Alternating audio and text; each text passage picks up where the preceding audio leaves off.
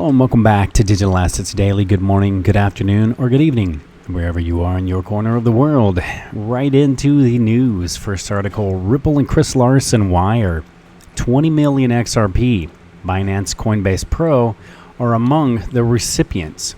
And the XRPL monitor revealed that in the past 15 hours, Ripple and its co-founder Chris Larson transferred 20 million XRP to Binance Coinbase Pro and another Ripple wallet. We're going to get into it just a little bit. The Twitter bot XRPL monitor has shared data that Ripple keeps wiring large amounts of XRP to crypto exchanges. This time, those are again trading giants Binance and also Coinbase Pro. Next headline is the former Ripple CEO wires XRP to Coinbase Pro. And Ripple co-founder and its former CEO who stepped down to let Brad Garlinghouse take over, Chris Larson. He has wired 5 million XRP to the major San Francisco-based exchange, Coinbase Pro. And just for the new investor out there, if you have the Coinbase application on your phone, if that's what you're familiar with, that's all you know, that's all you use. If you go to your PC, I'm sure you can probably do it from your mobile phone either way, but let's just get into the discussion. You go to Coinbase Pro and you use your same login information, your same password, your same email, and log into Coinbase Pro. That's going to be more of a professional platform, pretty similar to those who are familiar with Binance, who have been here a little bit longer. But the Pro has a few different coins that you can use, but it's more of a professional platform where you actually have to be a little more careful if you're a newbie and you go in there and you're only familiar with Coinbase. I would say log in, check it out, be very cautious, very careful on what you touch. If you're using your phone instead of your PC, be very cautious. But check it out. It's very nice, very good platform, and a lot less fees. It's a lot cheaper to purchase coins from there. So again, remember, if you have the Coinbase app on your phone, that's all you know. I suggest for your first time, go to your PC, log in, because it's a lot harder to make a mistake with just your little mouse and cursor on your screen versus a touch screen that you could accidentally hit buy or purchase. So check it out. It's very exciting for your first time. And when you get used to that, you're always going to love Coinbase Pro. I know there's a lot of friction because of the issues people are having currently. But to me, in my mind, that kind of excites me. I know it's frustrating because they almost always only have issues around a bull run. So we'll see what happens. I'm interested to see if that's going to connect and follow the traditional historic line of Coinbase having problems and seeing a bull run come soon. And now the Ripple co-founder, despite leaving the position as the chief executive officer, the CEO in 2016, Larson remains the executive chairman of the company, and according to Forbes, he's a crypto billionaire as he had 5.19 billion XRP and a 17% stake in the company. That's from the data in 2018. And then Ripple also moves 15 million XRP, and Binance gets 1/3 of it. The XRPL monitor also reported that Ripple moved 10 million XRP from one of its wallets to another. And besides, the blockchain giant sent 5 million XRP to Binance Exchange. And this is not the first XRP transfer from Ripple to Binance. On Friday, U Today reported that Ripple wired 20 million XRP to Binance from its funding wallet. On Friday, Binance also listed the AUD-XRP pair, which made it possible to conclude that Binance might be acquiring XRP to fuel the boosted trading. And I think, a lot of the OTC market isn't getting the volume it was before because they wanted it to start making a difference on the exchanges and on the price for XRP. So I think, in my opinion, I believe this is a little early, but I think that's what's getting set up to happen. Another article I just wanted to quickly discuss. This alleged email just confirmed Ripple's partnership with Bank of America. I mean, going back a year or two ago, I believe that was obvious enough for those of us who have been here for a little while. when Bank of America released their, we'll do the air quote, in accident or by accident, when Bank of America released their patent and it had Ripple clearly stated in it. I think that was enough for the long-term investor who's been here for a little while. Next article, we have XRP short-term price analysis for August 8th. That's today on Saturday. And going in there, I guess about the current price. Let's see, does this have listed? No, it doesn't have it at the top. A lot of time, some of these websites actually have the live feed listed. That's what I was pulling up to the top of the page just to check and see. At the press time of this article, Ripple was trading at 29.8 cents. We'll pull it up while we're going through this discussion. With a market cap of 13.4 billion USD. And over the past 24 hours, XRP's price had noted a slight correction amounting to 2.5% with a 24-hour trading volume of 3.3 billion USD. That's what happens when you get a little distracted and try to do too much at the same time. Current XRP price at the time of this recording is 29.41. So it looks like it's gone down since they'd actually written the article. But as in the discussion, the nearby support is at 29.5 and 29.0. But for the short-term price analysis, there's discussing over the 24 to 48 hour timeline is XRP basically would either find support at 29.5 or it could reach resistance at 0.31. And I'm sure it'll be exciting to get out of the 20s and back into the 30 plus range, as we had hit 50 cent before dropping down to 11. And no complaint whatsoever. When you have significant drops like that, long-term investors just see that as an amazing buying opportunity. We love to buy in the dips. The next article I'd like to discuss, and we've kind of been discussing them a lot lately, so that's good that they're getting a lot of articles in the news and a lot of content out here for us to share and provide for you. XUMM is one of the best representations of the XRP ledger, stated by Spring's head. And Spring, one of the major arms of Ripple, has recently revealed the significance of some banking application within the XRPL ecosystem. As one of the best representation of the network, and Warren Paul Anderson, the head of Spring, said in a recent announced that his company has signed a new 3 years deal to support XRP Labs, XRPL Labs, and some for adoption public acceptance. I want to scroll down a little bit into this. The essence of designing XUMM is for customers to freely carry out business dealings of all kinds with currencies like euros, dollars, and XRP, among others, without necessarily walking into a bank for any kind of assistance, we'd say, when the CEO Ripple-backed XRPL Labs proclaimed. And recently in March, XUMM entered its public beta stage. According to XRPL Labs, the continuous backing dished out by Ripple will allow for the wider acceptance of its XRP-focused ecosystem, and the deal is expected to enhance the growth and development of the banking application as it focuses more on the accessibility of XRPL and connecting consumers, businesses, and developers. And what it is with Spring, as we do have new people, so I'm going to go into this just a little bit. Pronounced as Spring, the Spring is one of the initiatives of Ripple, designed mainly to create setups and as well aid the advancement of blockchain via partnerships and investments. And Spring is keen on employing projects that build on and make use of XRP and the XRPL. Their main goal is to create a healthy community of entrepreneurs, companies, and developers who are the belief that the XRPL and blockchains will spark up catchy improvements in industries. And about XUMM.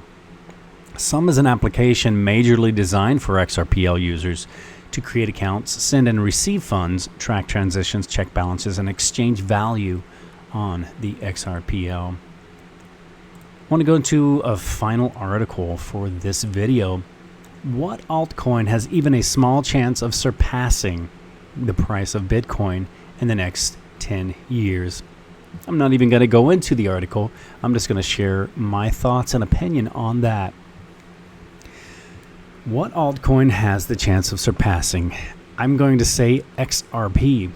When you give us regulatory clarity, not us, but you know what I'm saying, the industry, for Ripple to be able to do what it has in store, what it's got in design, what it has planned, and all of its partnerships to be able to openly, physically, literally use XRP, I believe you're going to see it launch like you've never ever seen before. And I think it's going to be so fast at that point. Move beyond this ridiculous lawsuit, which makes no sense at all. I'm sure Brad has to just literally just facepalm, as they say, every time he thinks about it, just a delay after delay. But either which way, move beyond this ridiculous lawsuit. And then once we have regulatory clarity, which is coming, and it's literally like we're about to break through this. It's about to happen. The discussion is happening all around in all kinds of different angles and perspectives and locations. And I believe it's going to start getting to the right people and start actually happening. My point is this. The WEF, they were doing a major discussion. You know, you had Christine Lagarde. You had U.S. President Donald Trump stating he does not like Bitcoin. Now he's stating, WeChat or TikTok, talking about banning here in the USA. That's going to be pretty significant. I know that's going to hurt some of those who are actually making a living off of that as a, entertainer, I guess. I'm not sure I don't use TikTok. I'm not sure the definition. Like for YouTube, we were considered content providers. For TikTok, I know it's a lot of dancing, a lot of funny stuff, like entertaining, acting, etc. But I think that's going to be a little painful if that does happen.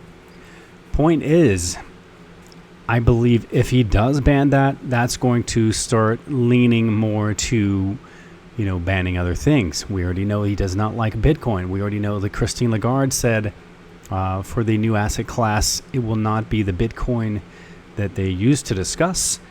And I know she has mentioned also that it will not be Ethereum. Here's my second thought. Statistically, the majority of Bitcoin is associated with China. And I know the Ethereum, for a lot of reason, it is also associated with China. So if they begin to attack China on anything that's correlated or China connected, then I believe it's going to affect those two greatly. And if they are coming back now as the World Economic Forum, the WEF, you notice the transfer has been sort of away from... Let's start over. It hit with the global warming. That moved away. Then it hit with the issue at hand. Point is now what I was going to say. That's kind of fading away. And now you're hearing the discussion again of the... global warming again. If you were talking about global warming and the new currencies, Bitcoin has one of the highest energy usage of the crypto sphere.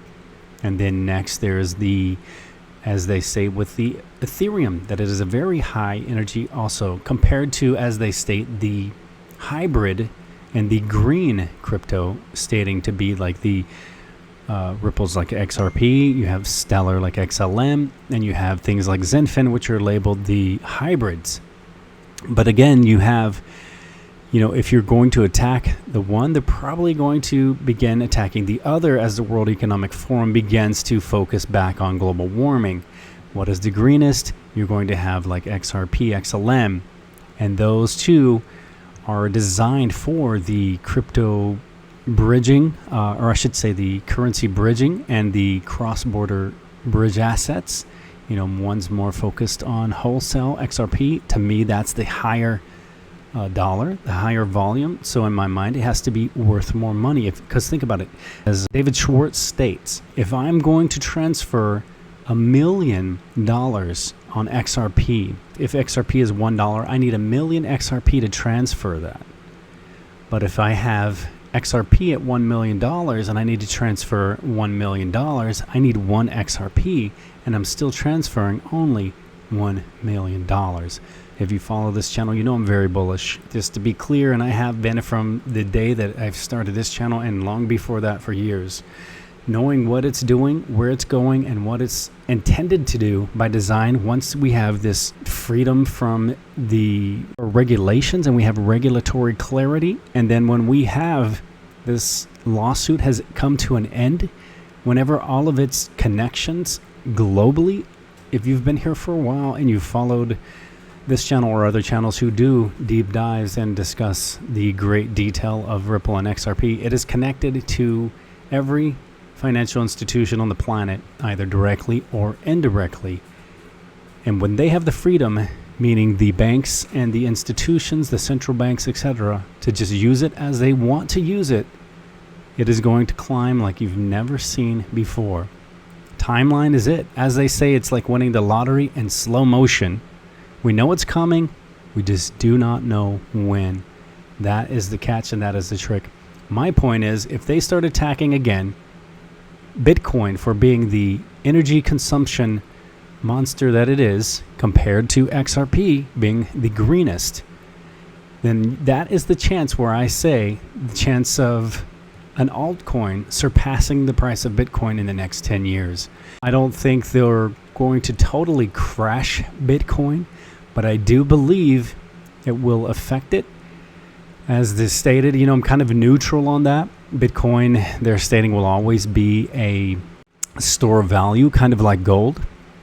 But I do believe that the actual crypto gold would be leaning more towards like XRP, as it's going to have a high value to move that wholesale volume, as XLM is more designed for the retail.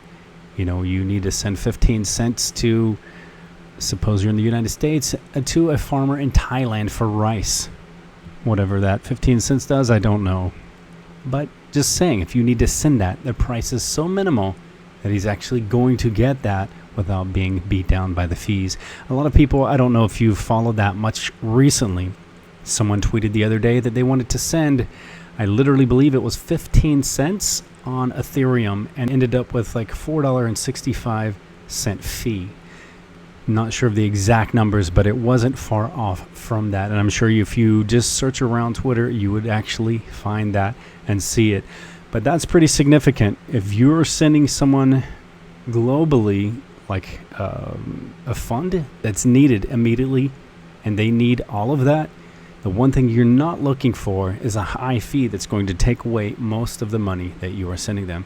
All right, I kind of got a little bit off on that one, a little bit of a rant, but that's what I think, and I believe it won't be too far off, and I think at the same time it won't be too far off from the next bull run, where we're going to slowly start climbing until we see those face melting numbers. Will it be this bull run? I'm not sure. It could easily be. They need it now. They've designed it. It's the moment is here. It's time for it to shine. Just give us some regulatory clarity, end this lawsuit, and let this thing do what it's born to do. And if not this time, we'll see 2021 for the following bull run, and then in 2025. By then, that's the full market maturity. As by design, the world will be on this new system, and we're going from the 1% to 2% globally now to about 90+% then. Believe me, your investment will be significantly better over the next 4.5 years. All right, guys, I want to leave you with a final thought. When life gives you 100 reasons to break down and cry, show life that you have 1,000,000 reasons to smile and laugh. Stay strong. And I personally love this one because I've had a thing that I've always gone by since I was a young teenager, where my thing was similar to this, where it said, in life you can either laugh or cry, and I'm all out of tears. All right, guys, this is not financial advice. It is for entertainment purposes only. Much love to each and every one of you. You are amazing. Go look in the mirror, and that's who I'm talking to. Much love. We'll catch you in the next one.